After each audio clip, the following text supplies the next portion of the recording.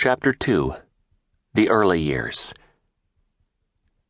Let another praise you, and not your own mouth, a stranger, and not your own lips. Proverbs chapter 27, verse 2. New American Standard Bible. My dad has preached a lot in America, but one of his favorite places to preach is a country in Asia called the Philippines. Before I was born, my family was living in Mindanao in the Philippines, and my dad was doing mission work there. Anyone who talks to others about a personal relationship with Jesus Christ is doing mission work.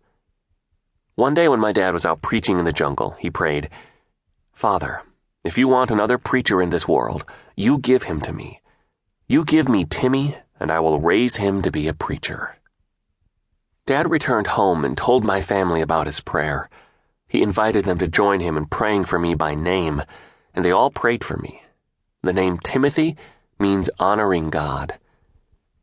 A few months later, my mom realized that she was pregnant. From the start, it was a difficult pregnancy. A number of times they were certain they had lost me. Mom and Dad went to the best doctor in their area of Mindanao and listened to her lay out their options, in her opinion, for how to save my mom's life.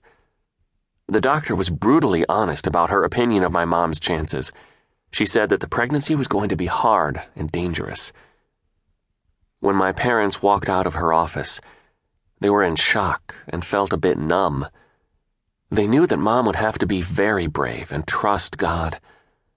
Her strongest recollection of those moments, which must have been overwhelming for her, was an unexpected and indescribable peace. God's peace, she later told me, is what helped her through the next 8 months of her pregnancy. And while they waited for me to be born, my mom and brothers and sisters would sing Bible verses together.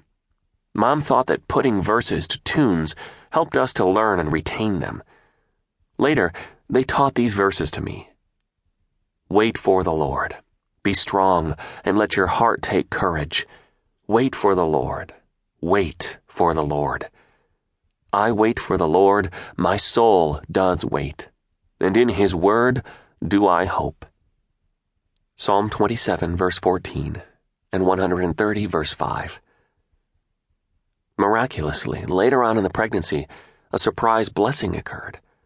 Mom, who had been very sick, began to feel better, even well enough to fly along with my siblings, Christy, Katie, Robbie, and Peter, to Manila. There, at the Makati Medical Center, she met with an American-trained doctor.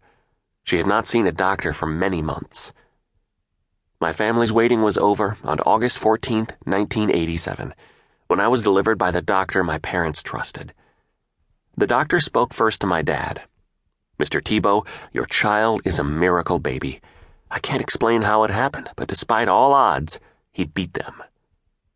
My mom, dad, and family were so grateful for my safe arrival and thanked the Lord for his protection of both my mom and me. But the drama was not over yet, for either of us. That first week, I lost weight instead of gaining it and had to remain in the hospital. My parents asked our friends and family in America to pray that I would grow big and strong.